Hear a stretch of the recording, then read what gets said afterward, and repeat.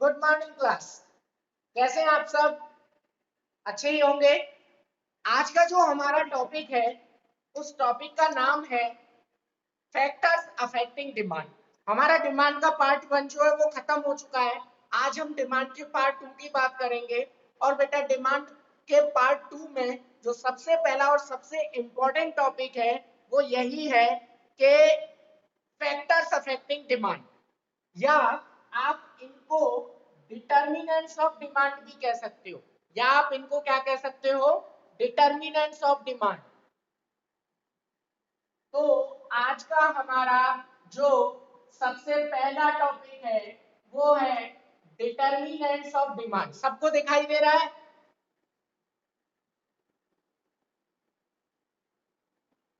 चलिए, तो determinants of demand, सब लोग एडमिट हो चुके हैं? ओके बेटा। तो डिटर्मिनेंट्स ऑफ डिमांड का मतलब मैंने क्या बताया बेटे? Factors affecting demand. Factors affecting demand, ऐसे कौन कौन से फैक्टर्स हैं जो किसी प्रोडक्ट की डिमांड को इफेक्ट करते हैं? फैक्टर्स अफेक्टिंग डिमांड, ऐसे कौन कौन से फैक्टर्स हैं जो किसी प्रोडक्ट की डिमांड को इफेक्ट करते हैं? अब डिमांड को इफेक्ट करने का मतलब पता है क्या है बेटे? डिमांड को इफेक्ट करने का मतलब है ऐसे कौन कौन से फैक्टर्स हैं जिनसे या तो किसी प्रोडक्ट की डिमांड ज्यादा हो जाती है या किसी प्रोडक्ट की डिमांड कम हो जाती है। समझ रहे हो? तो सबसे पहला जो होता है बेटे वो होता है own price of the commodity. Own price of the commodity. Commodity का खुद का प्राइस उस प्रोडक्ट की डिमांड को इफेक्ट करता है। कमोडिटी का खुद का प्राइस कैसे इफेक्ट करता है, जरा ध्यान से देखना बेटे। अगर किसी, मान लो ये मार्कर है, अगर इस मार्कर का प्राइस ज्यादा हो जाएगा तो इस मार्कर की जो क्वांटिटी डिमांड है वो क्या हो जाएगी? कम हो जाएगी। अरे जनरल सेंस में बेटा सबके साथ ऐसा होता है। अगर कोई भी नॉर्मल सामान जो है वो महंगा हो जाता है तो उसकी डिमांड क्या हो जाती है बेटे? उसकी डिमांड कम हो जाती है। और अगर कोई भी सामान जो है वो सस्ता हो जाता है तो उसकी डिमांड जो है वो क्या हो जाती है? ज्यादा हो जाती है। यानी कि किसी भी चीज के प्राइस में और उसकी डिमांड में कैसा रिलेशन होता है? नेगेटिव रिलेशन होता है, या आप कह सकते हो इनवर्स रिलेशन होता है। Inverse relation between own price and quantity demand of a commodity. Quantity demand of a commodity. बेटा किसी भी कमोडिटी के प्राइस में और उसकी डिमांड में कैसा रिलेशन होता है? नेगेटिव रिलेशन होता है। तो ये हमारा पहला फैक्टर अफेक्टिंग हो गया बेटे, फैक्टर्स अफेक्टिंग डिमांड। तो डिमांड को इफेक्ट करने वाले फैक्टर, सबसे पहला होता है own price of a commodity. किसी कमोडिटी का खुद का प्राइस, अगर प्राइस ज्यादा हो जाएगा तो डिमांड कम हो जाएगी और प्राइस कम हो जाएगा तो डिमांड ज्यादा हो जाएगी। इसके अलावा और कोई दिक्कत? Own price of the commodity बेटे, कोई दिक्कत किसी को?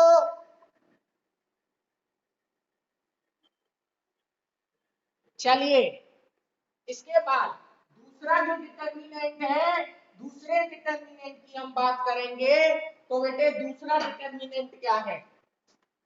तो बेटे डिटर्मिनेंट ऑफ डिमांड हम पढ़ रहे हैं, फैक्टर्स अफेक्टिंग डिमांड। तो दूसरा जो डिटर्मिनेंट आता है वो है taste and preference. Taste and preference. बेटा अगर कोई चीज आपको अच्छी लगती है तो आप उसे ज्यादा खरीदोगे, और अगर कोई चीज आपको बेकार लगती है तो आप उसको कम खरीदोगे। ऑब्वियसली बेटे, अगर किसी चीज के लिए आपका टेस्ट बढ़ जाता है तो उसकी डिमांड भी बढ़ जाती है, और अगर किसी चीज के लिए आपका टेस्ट कम हो जाता है तो उसकी डिमांड भी कम हो जाती है। तो कहने का मतलब यह है कि डिमांड में और टेस्ट में कैसा रिलेशन होता है बेटे?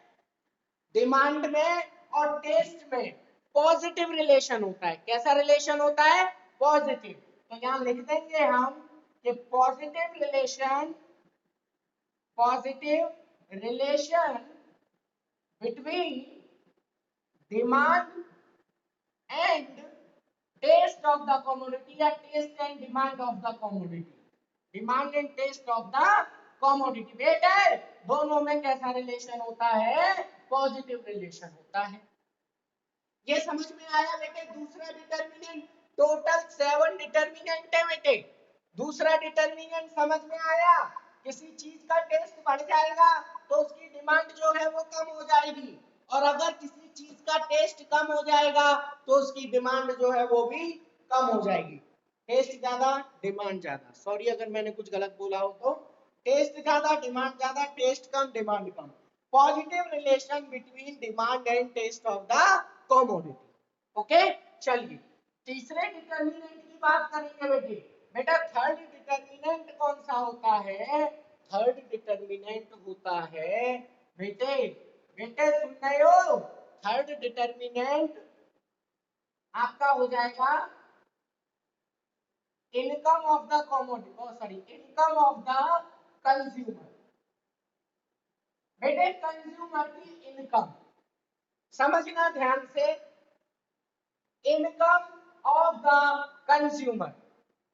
बेटे ये दो तरीके के गुड में डिवाइड होता है, एक होता है नॉर्मल गुड और बेटा दूसरा होता है इंफीरियर गुड। बेटे कोई बताएगा नॉर्मल गुड और इंफीरियर गुड में अंतर क्या होता है? बेटे कोई बताएगा नॉर्मल गुड और इंफीरियर गुड में अंतर क्या होता है? बेटे मैं बताता हूँ।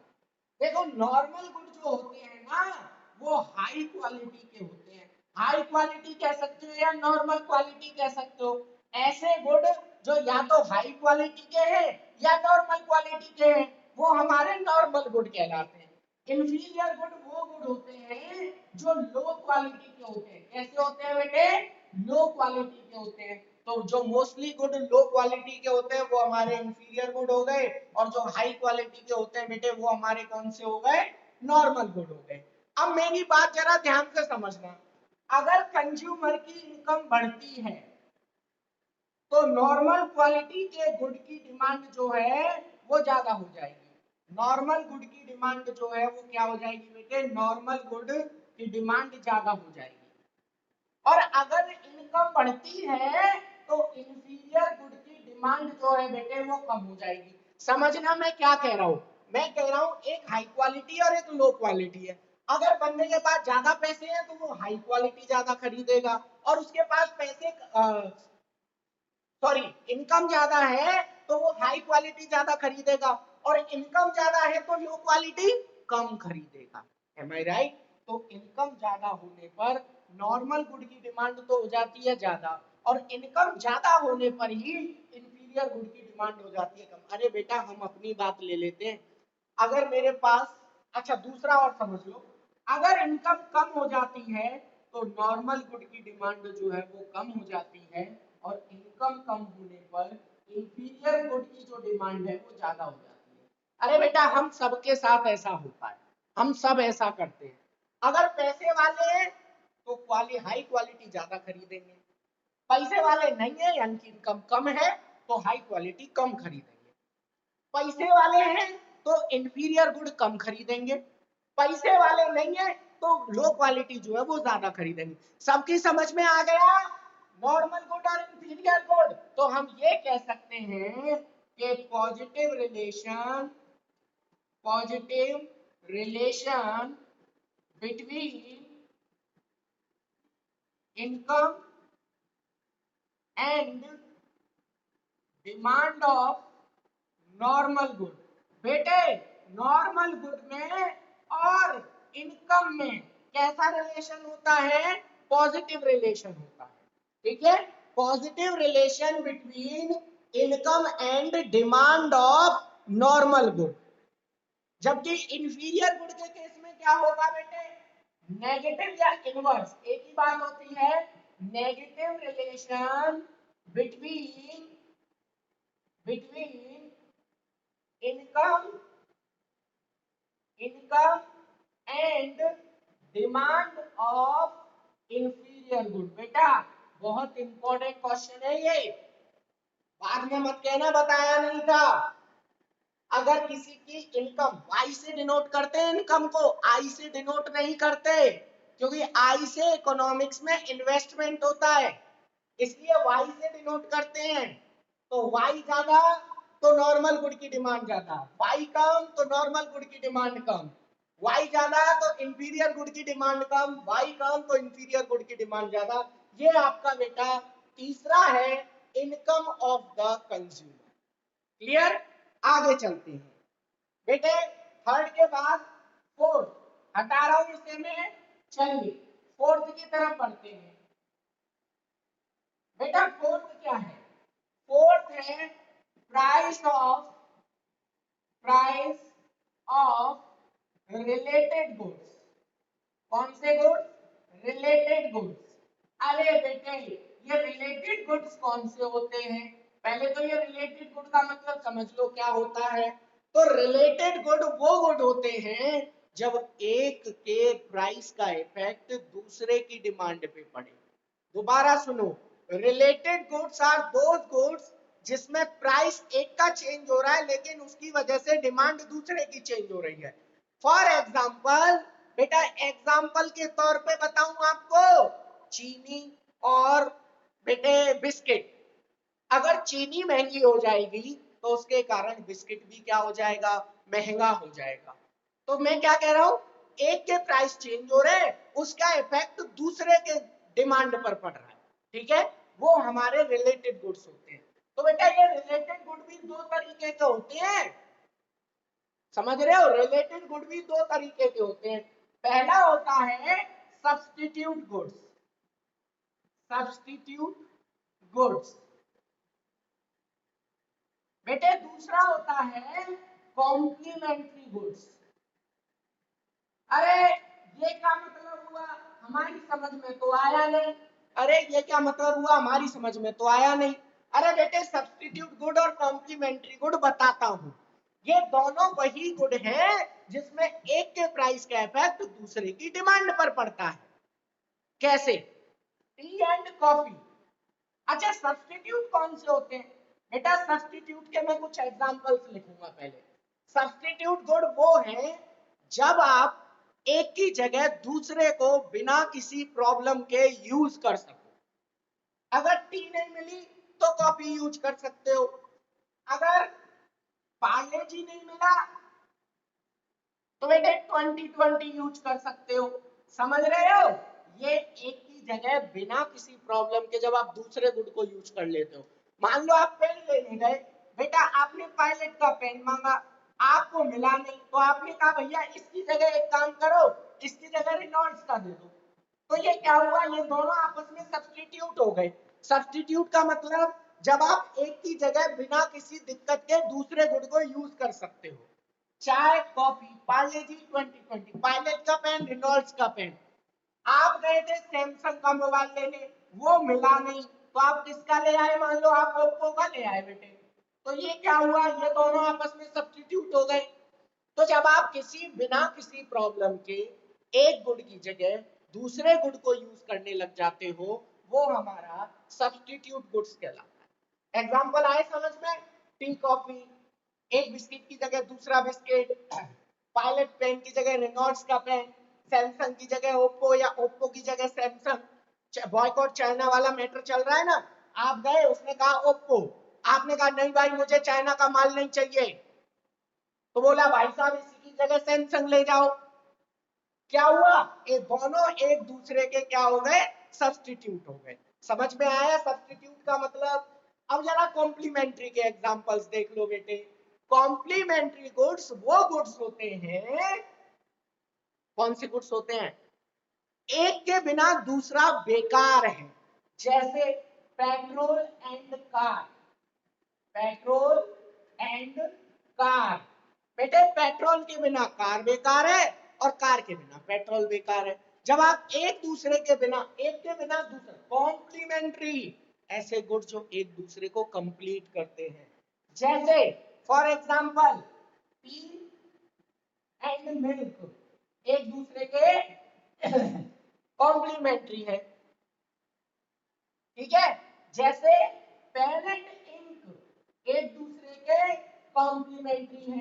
तो समझ में आ रहा है, कॉम्प्लीमेंट्री गुड जैसे phone and battery, phone and battery एक दूसरे की कॉम्प्लीमेंट्री है। तो बेटे ये हुए आपके सब्स्टिट्यूट गुड्स और कॉम्प्लीमेंट्री गुड्स विद एग्जांपल। पूरा टॉपिक इंपॉर्टेंट है। प्राइस ऑफ रिलेटेड गुड, तो रिलेटेड गुड वो होते हैं जिसमें एक के प्राइस का इफेक्ट दूसरे की डिमांड पर पड़ता है। ओके, तो बेटे दो तरीके के होते हैं, एक सब्स्टिट्यूट एक कॉम्प्लीमेंट्री। ठीक है, ये कॉम्प्लीमेंट्री ये सब्स्टिट्यूट। सब्स्टिट्यूट गुड के एग्जांपल मैंने लिखे और इधर कॉम्प्लीमेंट्री के एग्जांपल लिखे। अब हम देखेंगे कि ये डिटर्मिनेंट क्यों है, ये डिटर्मिनेंट ऑफ डिमांड क्यों है। ठीक है, चलिए ये हटा रहा हूं मैं एग्जांपल। अब हम ये देखेंगे कि ये डिटर्मिनेंट्स ऑफ डिमांड क्यों है। अरे बेटा देखो क्यों है, बताता हूं।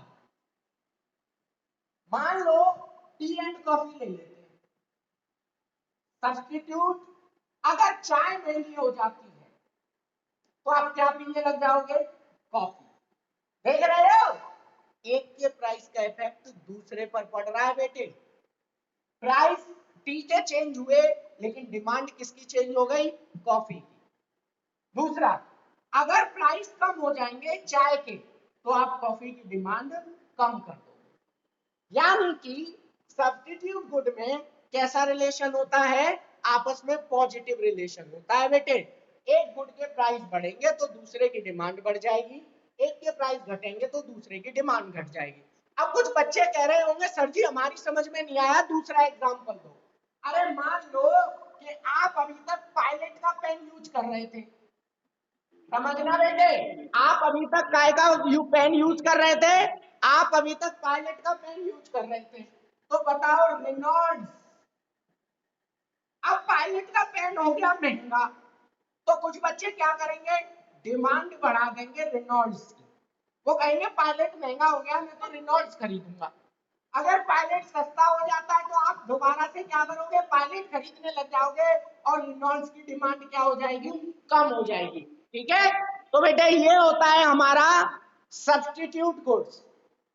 ठीक है ना, चलिए तो इसके नीचे हम लिख देंगे, क्या लिख देंगे कि there is positive relation, positive relation between price of one good and demand of other good।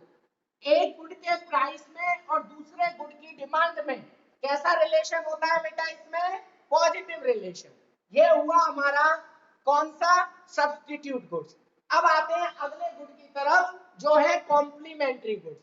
तो कॉम्प्लीमेंट्री जैसे हम लोग एग्जांपल ले लेते हैं पेन एंड इंक का। इंक एंड पेन का एग्जांपल लेते हैं बेटे। अगर मान लो इंक महंगी हो जाएगी तो पेन की डिमांड कम हो जाएगी क्योंकि फिर पेन भी महंगा हो जाएगा। बेटे मैं क्या कह रहा हूं, अगर इंक के प्राइस ज्यादा हो जाएंगे तो पेन की डिमांड कम हो जाएगी। क्यों हो जाएगी, क्योंकि जैसे ही इंक महंगी हुई पेन भी महंगा हो जाएगा और उसकी डिमांड कम हो जाएगी। बताओ गलत कह रहा हूं, अगर इंक के प्राइस कम हो गए तो पेन की डिमांड ज्यादा हो जाएगी। क्लियर, तो बेटे क्या लिखेंगे कि there is negative relation, negative relation between price of one good, price of one good and demand of other good and demand of other good। बेटे समझ में आया, बेटे ये है हमारा चौथा फैक्टर। क्लियर, तो बेटे हम लोग फैक्टर्स अफेक्टिंग डिमांड पढ़ रहे हैं। चौथा price of related good, substitute and complement. Okay, चलिए अब फिफ्थ टॉपिक की बात करते हैं बेटा, पांचवा। फिफ्थ क्या है बेटे,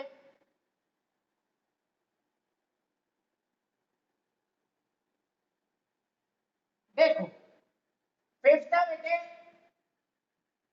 पॉपुलेशन साइज, ये तो सब लोग समझ जाओगे बेटा। पॉपुलेशन साइज, अरे बेटा बहुत आसान है। अगर किसी कंट्री में पॉपुलेशन बढ़ जाएगी तो उसकी डिमांड भी बढ़ जाएगी, और पॉपुलेशन कम हो जाएगी तो उसकी डिमांड भी कम हो जाएगी। कैसा रिलेशन? Positive relation. कैसा रिलेशन? Positive relation. किस किस के बीच में? Between population and demand. अब बहुत से बच्चे कहेंगे सर आपने पॉपुलेशन को एन से डिनोट क्यों किया है? अरे बेटा प्राइस को पी से डिनोट करते हैं, पॉपुलेशन को एन से डिनोट करते हैं। तो positive relation between population and demand. Clear? अब इसके बाद आगे आते हैं सिक्स्थ। सिक्स्थ है बेटे आपका इनकम डिस्ट्रीब्यूशन।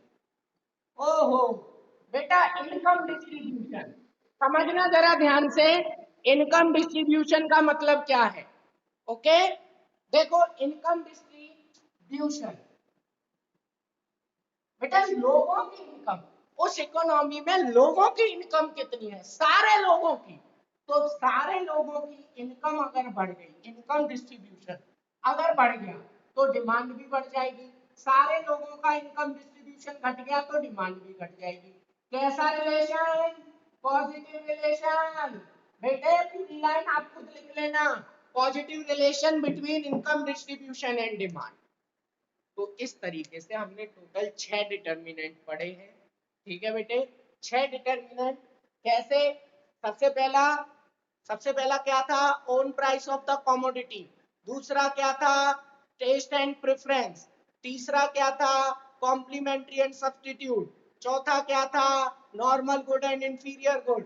पांचवा पॉपुलेशन साइज और छठवां इनकम डिस्ट्रीब्यूशन। ठीक है बेटा तो ये हमारा डिटर्मिनेंट्स ऑफ डिमांड। ओके ये हमारा आज का टॉपिक हमने खत्म किया है। तो इससे रिलेटेड जितने भी क्वेश्चंस हैं पीडीएफ है वो मैं आपको सेंड कर दूंगा। ठीक है बेटा और इसके अलावा कोई दिक्कत हो तो बताओ।